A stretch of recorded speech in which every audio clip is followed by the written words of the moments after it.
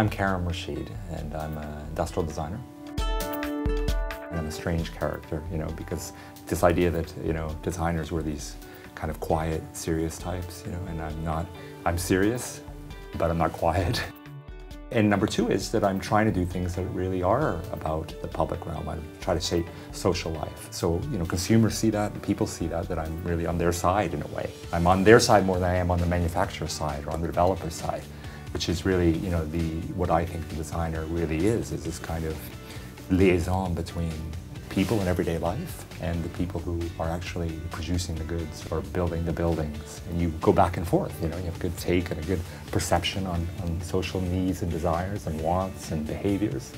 And you come and make that happen in a way.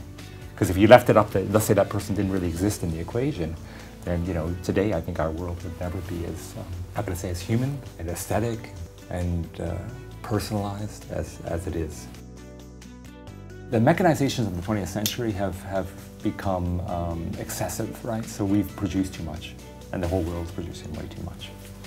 And as a designer, I'm really conscious of this because I'm going to factories all over the world and I see the production of goods and I'm very familiar with it and I kind of see the volume of things and how we're doing it, So, I'm conscious enough of that I think to myself, well, if I do something, then I have to put out something original in the world, or it's kind of not, I might as well not do it because the stuff exists already. So I'm very hard on myself in that regard and on making sure that if there's something that's going to, let's say, be born, it's got to have something additive too. That I need to up the level of our experience, do something a little bit better. Then you look at the world and you go, well, my God, if you look at the built environment and what we've done to date, is it really now working for us? And the big turning point, this big schism of, let's say, from 24 years ago, boom, when binary notation really started to reshape this world, you go, well, we built an analog world. We didn't build a digital world. And our analog world doesn't work. Just a couple of years ago, it was still like, there's this thing called the physical world. I come home and it's this kind of domestic landscape that looks like it's from 150 years ago. And I'll sit in some Whittingale chairs with spindles on the back to dine on. Why I'm, on the most uncomfortable chair, but it's 2012. But at the same time in my pocket, I'm like, I'm video, conversing with 3 people around the world on my phone. It's, this is a total kind of paradox, no?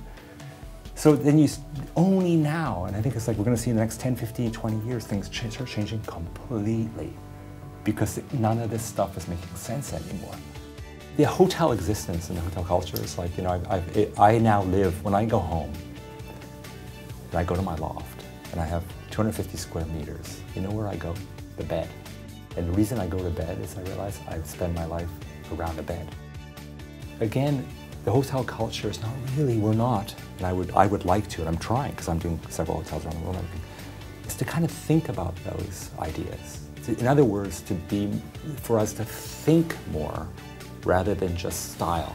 That's design, that's the difference. To design the hotel rather than just style it. Because styling is, I'm picking a flooring and I'm picking a wall surface and but designing is to think about that kind of experience. This is design. The real essence of design is to think about these new social human behaviors and to work with them.